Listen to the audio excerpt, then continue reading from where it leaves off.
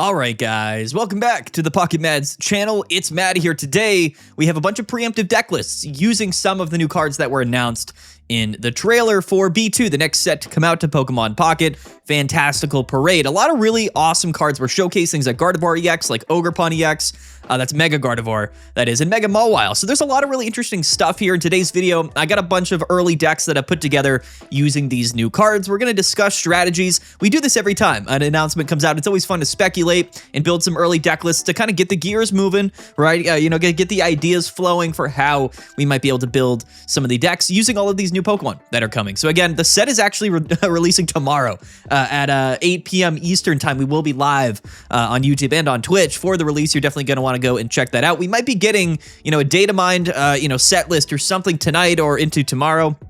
So you're definitely going to want to stay tuned for that. If any of that comes out, we'll do a set review tomorrow before we go live for the official announcement. So before we get into the video though, guys, you got to go register. Listen, you got to register for PMPT number 18. This is our weekly tournament series, $250 cash in the prize pool, the first tournament of the new season. If you're looking to hop into competitive Pokemon Pocket, this is the place for you. We run tournaments every weekend. It's a new season. It's a new metagame. Going to be super, super, super exciting. Link to register down in the description below. Okay, so let's get into this. So I'm going to go ahead and give a shout out to PokemonMeta.com. They're one of the only websites that uploads some of these cards early to their deck builder, so you can go ahead and build some preemptive deck lists using this tool. So shout out to PokemonMeta.com. The other thing that I'm going to mention here is that, we didn't get too many new cards realistically. So most of these decks, well, let's see here. So I have, I think, 4 Gardevoir decks and then 3 other decks that aren't Gardevoir decks, because I do think Gardevoir EX is definitely going to be kind of the mainstay. It is sort of the the cover art Pokemon for this booster pack, so I do think it's going to be quite strong, and there's a lot of ways to play it. So we're going to just kind of dive into it. It might be hard to see the card images here because things are so small on the screen. So what I'll do is I'll flip back and forth between the Pokemon Zone articles so that we can get a better idea of the card images. But here's the first deck list here, which is going to be what I consider a very basic, what I'm considering as the most basic way to play Mega Gardevoir EX. And again, the one thing that I'm keeping in mind with all of these decks is that we're building them specifically for certain matchups that we're going to be facing in the metagame, right? Because decks already exist in the meta, so we have an idea of what the metagame looks like. Let's take a quick look at Mega Gardevoir EX, Psychic 210 HP, retreat cost of 1 week to Dark here, stage 2, and it has Fantasia Force. Does only 110 damage for 2 Psychic Energies, but we take 3 Psychic Energies from our Energy Zone and attach it to our Psychic Pokemon in any way we like. So obviously you can use this Pokemon to do a lot of different things. However, one of the main things that I mentioned to people is that if you bring Mega Gardevoir up into the active and you use this attack, sure, you're going to be able to generate a lot of energies and set up another Pokemon, but you're also going to get attacked following this because we're likely not going to 1-hit KO anything.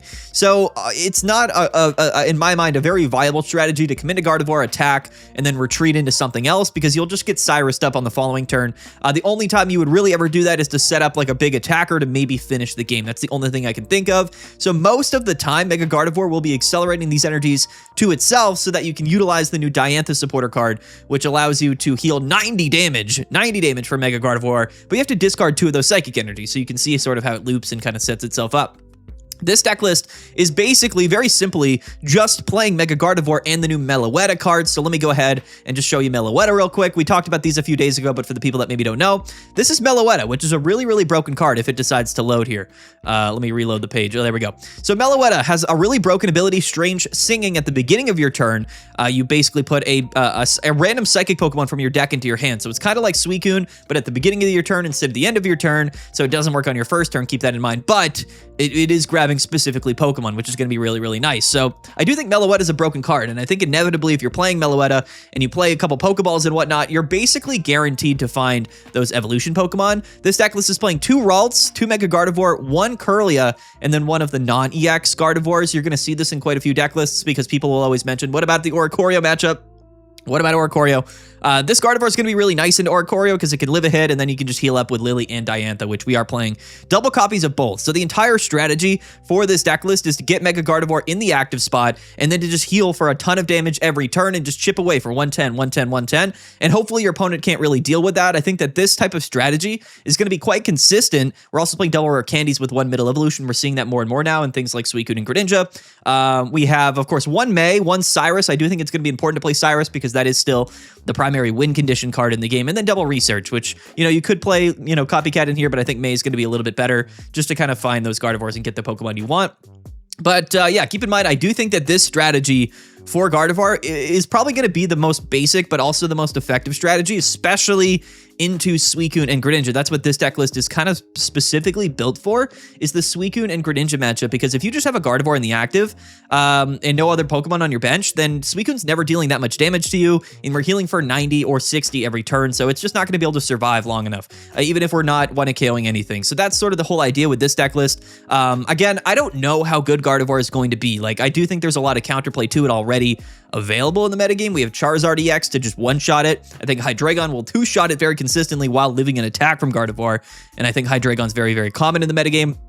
Chingling's going to be able to stop you from using Rare Candy. So, there's a lot kind of happening here with Gardevoir. Definitely is going to have some uphill battles, but I do think you could build this deck specifically to be quite good into Suicune. We already talked about whether I thought Gardevoir would be very good early in the meta or when the new season comes. I do think it'll be likely a strong deck, but I think there's just, again, the counter metas develop so quickly. I think that it might kind of suffocate Gardevoir really early, and we'll have to kind of refine the deck list. But this is the first version of Gardevoir that I built, just a very basic version. The next one that I'm going to show you is actually Mew in Gardevoir, and Mewtwo Gardevoir. Now, some people talked about this, and again, I know I just mentioned the whole strategy of going into Gardevoir and then retreating into something else is really not a great play unless you're finishing the game. And there's a couple of ways to do this. So we've actually just included 2 Ralts, 2 Gardevoir with 1 Mewtwo EX and then 1 Mew EX. We're not playing the non-EX Gardevoir in here, but you can just, again, just keep in mind, any deck list you see, you can just throw in, like for this, this deck specifically, you could actually just play the non-EX Mewtwo or Gardevoir. It doesn't really matter. They both would just work to KO Oricorio, but this is a very similar deck. Instead of playing Meloettas and whatnot, which adds more consistency to the deck, we're just playing 2 other basic Pokemon with Peculiar Plaza.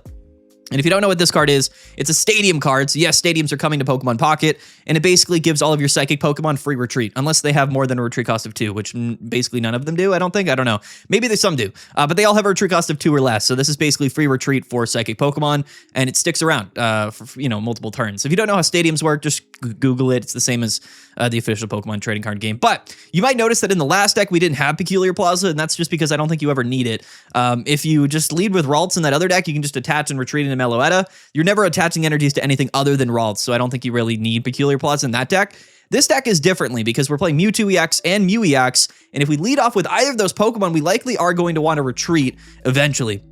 And to get into the Gardevoir without having to attach energies. So that's sort of the whole idea here. We are playing double Peculiar Plaza, double Ralts, double Gardevoir, double Rare Candy, Mewtwo, and Mew EX. Now again, Chingling's going to stop this deck, so you might want to fit in a Curlia, and Oricorio does exist, so you might want to play a non-EX Gardevoir. But this is the core of the deck. 2 Pokeball. We are playing double Research, double Diantha, so no Lily in the deck, but we are playing 1 Copycat, double Research for some draw consistency, because again, we're not playing Meloetta. And then we also have double Diantha, because I do think the Gardevoir strategy is going to be important regardless, and it will work pretty well with other Pokemon. Keep in mind, Mewtwo is discarding energies after it attacks, so this really is like a one-time attacker. But the same thing goes for Mew EX, which I do think has the potential to be relevant in this next season if Charizard, continues or starts to see more play. Theoretically, Mew EX will be getting one-hit KO'd by things like basically everything in the game. It only has, I think, 120 HP, which is pretty low. But it will one-hit KO a Charizard, so that is important. And pretty funny if you actually if you think about it, you know what I mean? So shout out to Mewtwo or Mew EX. Maybe it's not as relevant if Charizard doesn't see play, just don't play Mew EX, and that's basically it. Like, you know what I mean? Like, so I'd put them both in here because they're both going to be decent. But we're playing 1 Rocky Helmet and 1 Red. And the concept behind that is that it's going to give Mewtwo EX a little bit more reach. It allows Mewtwo EX to hit for that 170 number, which is relevant. It can KO a Greninja EX and most things in the meta right now. Also considering Mega Absol and things like that. 170 is a good number, so being able to play Red and Rocky Helmet to reach that damage threshold, I think will be relevant. Still playing 1 Cyrus, just in case we need to Cyrus for a game. But this is a strategy much less consistent, I think, than the Meloetta version, but it does give your deck a little bit of an option saying, hey, I'm actually just going to go into Mewtwo and hit for 170, and I should just kind of KO whatever's in the game. Also, 110 plus 170 is 280 damage, and that's probably going to be enough to 2-hit KO basically anything in the game, I would imagine, including opposing Gardevoirs, right? So, like, in the mirror matchup, this might have some advantage that way, you know what I mean? Even if they heal with Diantha, actually, no, Diantha's not going to stop it, but if they don't have Diantha, it's going to help you. Being able to have that extra reach is going to help you in multiple different scenarios. A lot of people have talked about Mewtwo with Gardevoir. I don't mind it. I really don't. At the end of the day, I really think Gardevoir is just a Pokemon that's going to be used with Diantha, and it's going to just chill in the active spot and try to finish games itself. But you have this option available to you, so keep that in mind. Again, maybe Mew-EX isn't relevant. Maybe Charizard doesn't see a lot of play, but I just put it in there because we do lose to Charizard, so it does kind of make sense. But if we're worried about Hydreigon, that's another issue because Mewtwo-EX will be getting 1-hit KO'd by Hydreigon, which is tough, but it will be able to KO one back, right? And I guess the idea here is that, like, if we go into Mega Gardevoir and we attack, that's 3 energies on a Mewtwo. It's still tough because Mewtwo's not going to be able to attack multiple turns in a row unless we are attacking with Gardevoir multiple turns in a row to get more energies out of Mewtwo, because it discards 2 energies when it attacks. And that's just the whole thing with Mewtwo. I like it. I just don't think it's really that good of a card in a lot of ways. Like, it gets 1-hit KO'd by Hydreigon, and it still is not going to be able to attack turn after turn. So you might want, honestly, because we are playing Mewtwo-EX, you might want to just cut the Mew for like, I would say in most scenarios, you'd rather play this and play one Gardevoir, non-EX. And that way, you know, you can kind of just get around multiple things here to be able to attack multiple turns with the Mewtwo so that the deck can function 2 different ways. And here I would actually just cut a Peculiar Plaza because, you know, we're not playing multiple EX cards, and then just maybe add a Curlia, right? So like, just like this, you know what I'm saying? Add a Curlia. So now we can get around Chingling a little bit. You know, now, like, you know, we're not locked into rare candy. And of course, you know, we can use this Gardevoir to just play Mewtwo if we really want to, which is pretty funny. So I do think Mewtwo gets buffed a bit by Peculiar Plaza, but at the end of the day, it's only going to be really decent in certain scenarios. You're still getting 1-hit KO by Hydreigon, which is tough, coincidentally. And anyway, that's sort of my take on, like, playing Mew or Mewtwo in Gardevoir. Next up is going to be Indeedee Gardevoir, which it does sound enticing. I'm sure a lot of people will try to play Indeedee with Gardevoir, but unfortunately for Gardevoir, Indeedee is a pretty large target on your back. You know what I mean? Like, this deck functions the exact same way as the other Gardevoir version. It's just instead of not having any Pokemon on our bench, we are pulling Pokemon on the bench, and those are Indeedees, which heal for 40 extra damage. It's very enticing. To heal for 130 damage turn after turn is very, very, very enticing. Here, we're still playing 2 Diantha. We've cut the Lilies for the Indeedees. This is going to give Gardevoir a little bit more sustain. This is a purely sustained Gardevoir build, playing double Giant Capes as well. 1 Peculiar Plaza in case we do lead Indeedee, double Research, Copycat, still 1 Cyrus, all that good stuff as well. So again, this is a deck that might struggle into Chingling for sure. Like, there's really nothing you can do other than just maybe KO the Chingling with Indeedee, which is going to be a little annoying. But the Indeedees are going to be able to survive forever into Chingling. So that is one upside because they can just heal themselves. So, maybe this deck is relevant. I haven't done the math, but 130 healing with Giant Cape, so you're at 230. I'm pretty sure you live 2 hits from a Hydreigon. So, if Hydreigon becomes a massive issue, this might be a pretty relevant option here for you. Could be kind of an enticing thing to maybe try. So again, we just have to wait and see what the meta looks like and how these Gardevoir decks really match up into certain things. You know what I mean? Like, Suicune and Greninja very popular, Hydreigon very popular. It's seemingly to me that Gardevoir is going to have a good matchup into Suicune depending on how you build it, and it's likely going to struggle with Hydreigon no matter how you build it. So if you really wanted to try to get over Hydreigon, this is the way I would play it, or play the Mewtwo version, which again, with Rocky Helmets and with Mewtwo, you have the potential to get around it. So again, just another basic version here. You could slot in Curlia. I've done it in some decks I haven't. Chingling is still very relevant. And again, if Gardevoir is seeing a lot of play, it's going to be pretty reliant on the rare candy. That way you could potentially attack on turn 2 with Gardevoir because it does have a 2 energy attack cost. Again, I think we're going to end up playing Gardevoir very similarly to how we play Blaziken. Honestly, instead of, like, you just cut a couple cards from the Blaziken deck and you would play Diantha in their place, and then you just have most Gardevoir decks. But I'm going to showcase the next version, which I also think, to be honest, this last version of Gardevoir I think has as much potential to just be straight meta than anything else, and that is literally just Chingling. People still sleep on how good Chingling is, and again, it's one of those things that's not only good into Suicune and Greninja, but it is good into Hydreigon. It's one of the only ways we can really stop Hydreigon from doing anything. This is playing double Chingling, double Rocky Helmet, and again, you maybe could slot in a Red in here or a Giovanni to try to just get a KO on a Hydreigon. That could be pretty relevant, but here we're playing 1 Mars with the Chinglings, and again, Mars pairs very well with Chingling. Still playing double Diantha. Again, guys, if you're playing Gardevoir, you're playing Diantha. I think they really are sort of a package deal. I wouldn't really consider playing Gardevoir without it, quite frankly. because it is just such a good card. Yeah, double Research, one Copycat, double Rocky Helmet, one Mars, double Diantha, and a Cyrus. So, you know, at the end of the day, I know people are going to want to be creative. There is potential for Meloetta to be overall a better card to pair with Mega Gardevoir than Chingling is. But as we know, Chingling is just extremely good. This is a deck that I would love to play into Suicune and Greninja. I just don't know what they would ever do here. We'd lock them down with Chingling. They'd KO our Chinglings. We'd Mars them to 1, go into Gardevoir, and then the sweep would just ensue. They just wouldn't... You know, they just wouldn't have any ability to do anything, you know? And I find that to be a very enticing thing. And the thing with Chingling is that, sure, it's definitely you know, a Pokemon that's not always useful, but it can stall the game. And at the end of the day, giving your opponent 2 points doesn't matter at all if they then have to go through a Mega Gardevoir.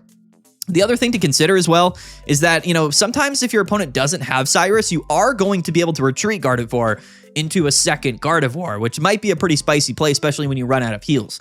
So again, the simpler the deck, I think the better for Mega Gardevoir. Don't sleep on Chingling. I know it's a little bit kind of like at this point, people are, you know, a little bit bored of just playing the whole Chingling lock Mars stuff, but it is going to prove to be extremely valuable, especially since, you know, a lot of these Gardevoir decks themselves are just going to rely on rare candy.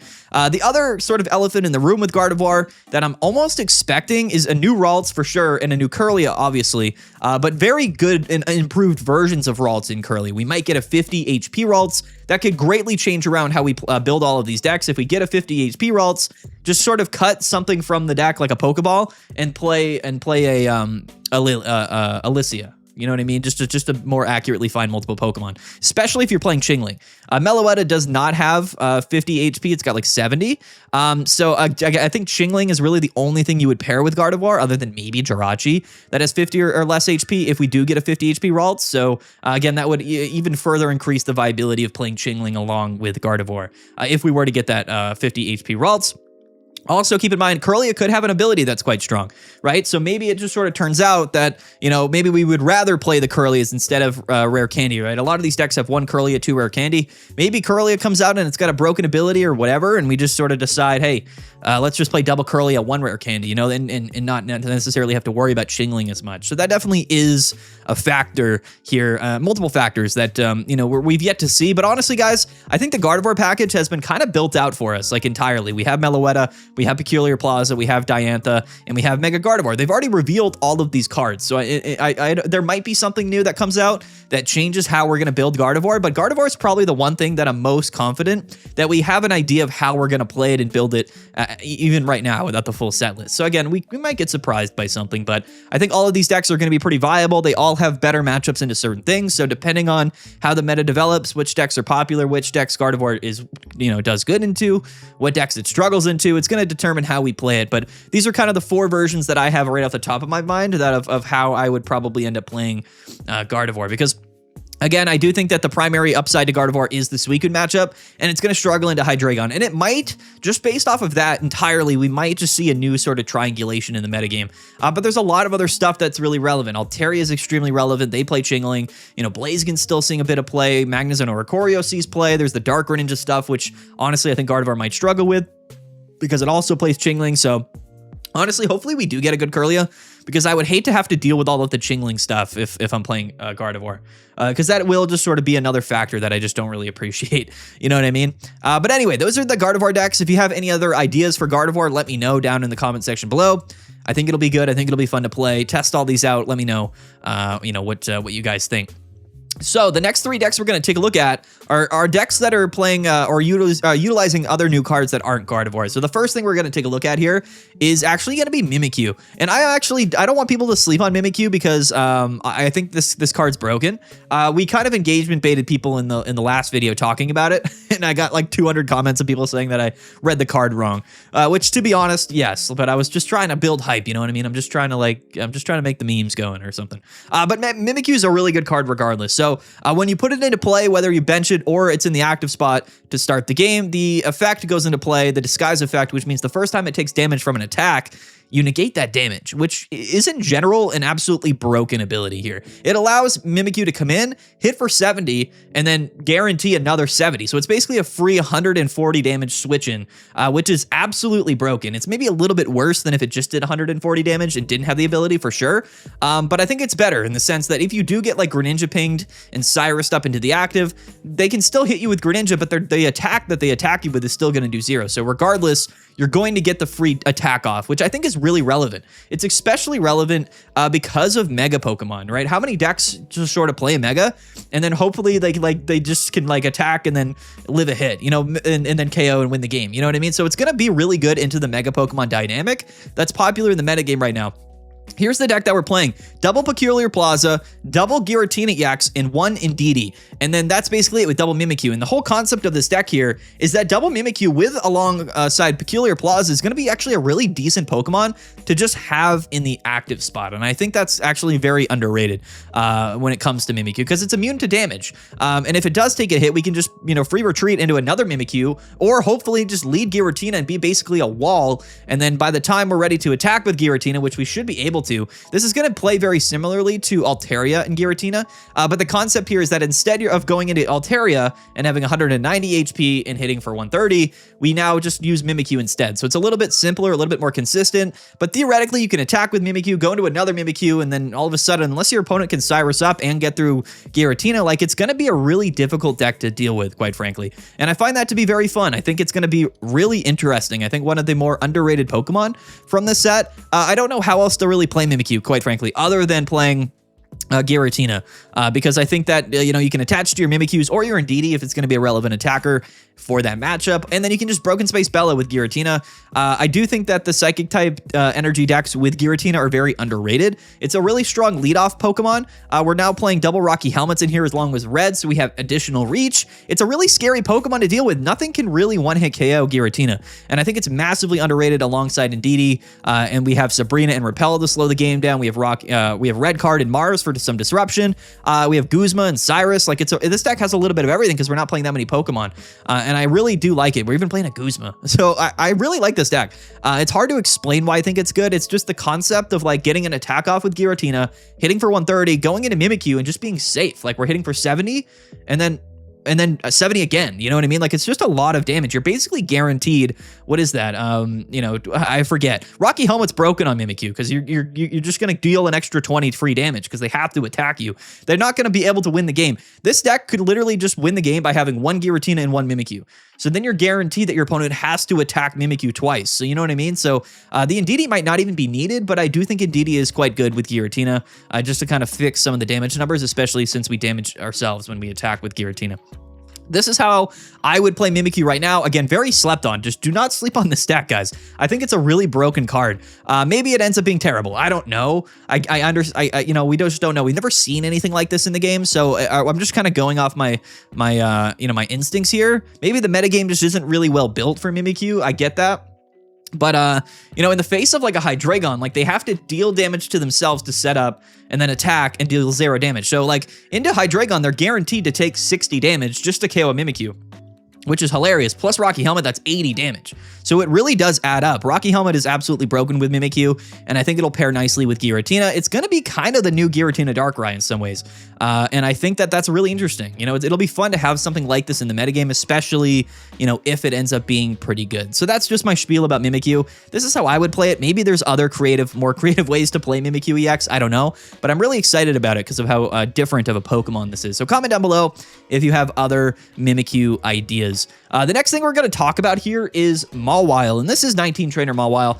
Keep in mind here that the Metal Core Booster card is not on Pokemon meta, so I'm just sort of using Metal Apron as a replacement. Don't comment down below saying, hey, what about Metal Core Barrier? That's what this card is. Just replace Metal Apron with Metal Core Barrier. If you don't know what it is, it's this really broken tool card, which only works for 1 turn, but it reduces the damage we take by 50 for a Steel Pokemon. This card's going to be broken in a bunch of decks, not just Mawile. This card is effectively insane. This is going to be good on Skarmory.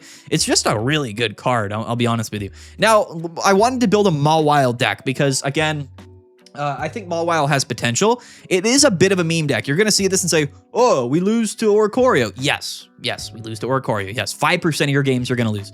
But just sort of just let it happen. You know what I mean? The reason why we're playing 19 Trainer Mawile and not anything else is because Mawile will specifically lose to getting repelled or Sabrinaed. And by that, if we don't know what Mawile does, let me just show you here. It's basically Mega Miltank, 170 Steel Basic Mega here. One Steel Energy, one Colorless, Heat Up Crunch, 60 damage, and the effect of the attack is until this Pokemon leaves the active spot, this Pokemon's Heat Up Crunch attack does 30 plus damage. This effect stacks. So you want Mawile to be in the active, and you want it to attack and attack and attack, and eventually anything your opponent brings in is going to get 1-hit KO'd. And this is really good. This is also going to be good into Suicune because we're not benching anything, which means our opponent is never dealing that much damage to us, along with Metal Core Barrier and Adamant to further reduce the damage. We can play Pokemon Center Lady in the deck. You can play Team Rocket Grunt to slow down whatever's in the active spot. It's a very, very funny deck here. So this is 19 Trainer Mawile. Now, again, the reason why I was saying you don't want to play other Pokemon mostly, I think, with Mawile is because if you get Sabrinaed or Repelled, the damage resets, and all of a sudden you're just far less effective. You can, though. You can play baby Pokemon because of that one colorless energy in Mawile's attack cost. So we could play like a Turbo Mawile and attack on our second turn going first. Playing Mawile like this is going to feel bad going first. That's just the inherent thing here. And again, you could play any baby Pokemon with this. You could play Chingling, you could play whatever. And it might be fine. But again, if your opponent just repels or Sabrina's around the baby Pokemon or KOs the baby Pokemon on their first turn, then like Mawile's gonna get hit anyway. So it's just, I don't love the idea of playing baby Pokemon with Mawile, but it might end up being better. And that all being said, that doesn't help you into Oricorio. And like the only way to play Mawile effectively, but also beat Oricorio would be to play like Skarmory, which might be fine. Maybe we play like the baby Skarmory, right? With like maybe some more tool cards, and then we just go into Mega Mawile after that. There is some potential here. I think this, if you play Mawile like this, you're actually just going to win like a lot of games, because even going first, like into Suicune, like we have Repel, we have Sabrina to slow the game down, we have Team Rocket Grunts to slow the game down. So even if we go first, we have some ways to get around that disadvantage. And then from there, like I just don't know how Suicune would ever beat Mawile. We have 170 HP, double PCL, double Adamant, double Core Barrier, Potion in the deck as well. Like you're just not taking that much damage. And like by turn 3 or turn 4, like we're just 1-hit KOing stuff. Like that's how the damage works. Like, so we start off with 60, which is an underrated amount of damage because it KOs a lot of basic Pokemon like Froakie and Swablu and things like that. So we start with 60 and then 90. So that's 150. That's 150 damage in 2 turns. That will KO a Suicune, especially if you do land like a Giovanni or a Red or something like that. And then after that, we're doing, what is it, 120? So 120 is not a great number, but then after 120, it's 150, and then we start to get into 1-hit KO range. So the longer Mawile lasts, the more it's going to be better, and that's why we want to avoid getting Sabrinaed or Repelled. You could maybe play things like Snorlax and like Ilima to like scoop it up or something. Like there's some ways to play it other than 19 Trainer. I just don't really know. We might be missing something. We might just be missing something with Mawile. I don't know. Maybe we play it with Miltank. I mean, literally, guys, I don't really know. Again, the Oricorio stuff's going to be difficult to get around. I do think Mawile is a very niche Pokemon, and I think that it's sort of designed specifically to be played like this, which is really funny. But comment down below if you have any other ideas or concepts for Mawile.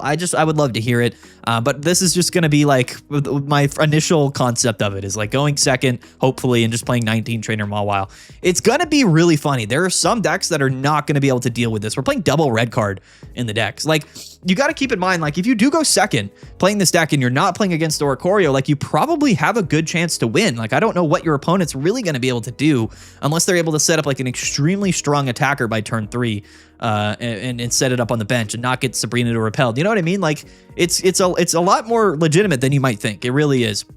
So that anyway, there's Mawile, another card that I think specifically is going to be good into Suicune, but just is probably going to lose to a lot of other things. It'll likely lose to Charizard as well. So that's just like another thing about Mawile. We have a couple other cards to build decks around here, but we don't have all of the cards. Like Obstagoon, I was going to build an Obstagoon deck, but we don't have, you know, Zigzagoon or Galarian Linoon, and like so we don't. I just didn't build an Obstagoon deck, but it's pretty straightforward in general with Pierres and whatnot.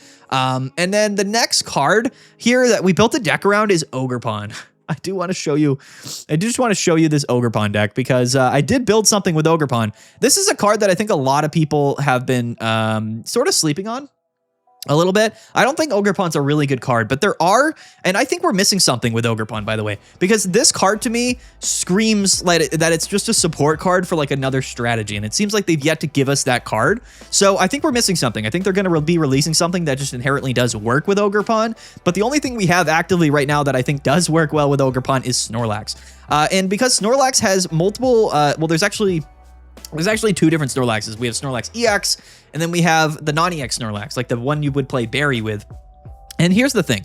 I don't really think it's that worth it. I think if you're playing Snorlax EX, you would rather, I think, just play Pokemon Center Ladies and like Big Malasada or whatever than play Ogerpon.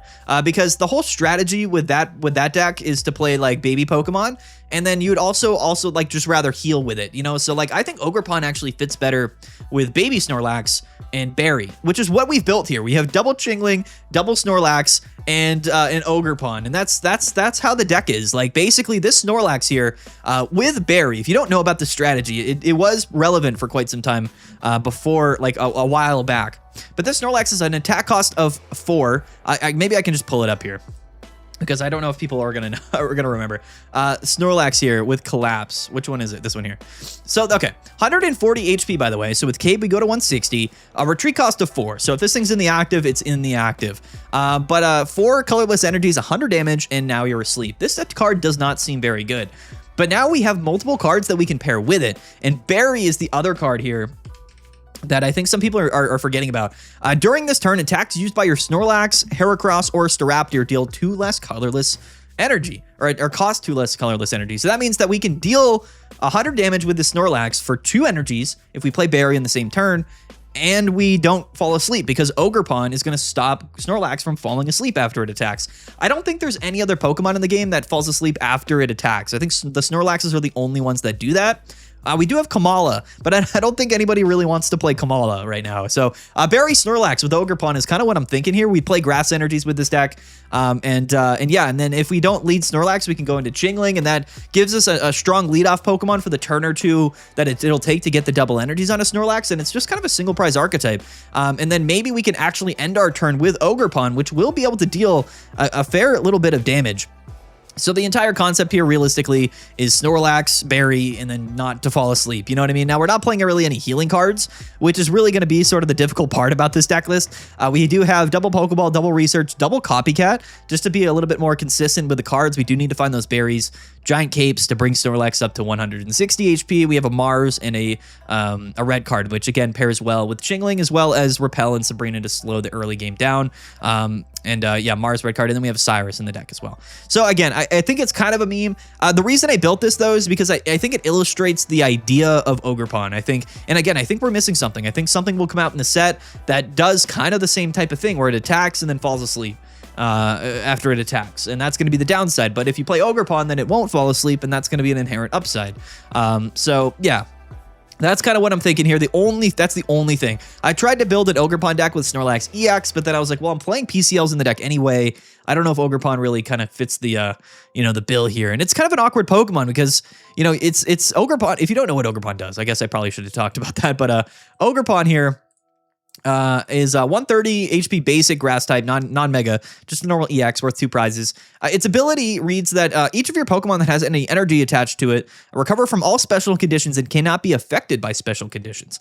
This is specifically for burn, sleep, poison, paralysis, and confusion. Those are the only special conditions in the game.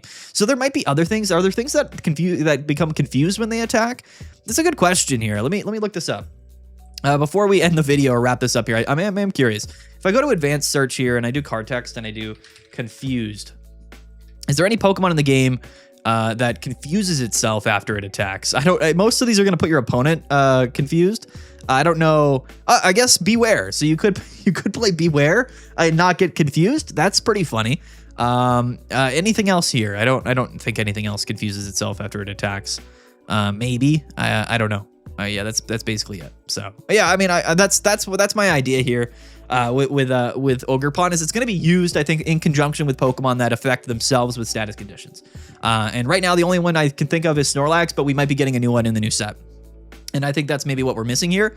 But yeah, I just wanted to show you this Ogerpon deck because, I like Ogerpon and I wanted to build something with it. So there we go. These are 7 or 8 decks. I forget how many, 7 decks.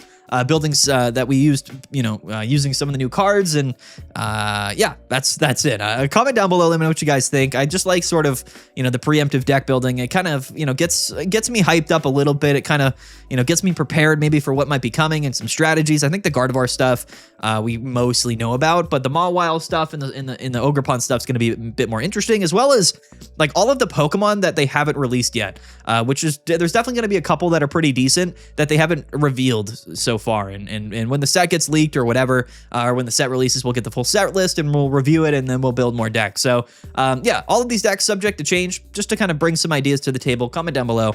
Let me know what you guys think. Don't forget to register. Link down below for PMPT number 18 this weekend, Saturday, January 31st. Come and play with all of the new Fantastical Parade cards. It's going to be a ton of fun. Don't forget to like and subscribe, guys. We'll see you guys later. Comment down below. Let me know what you guys think of these decks or any ideas you might have.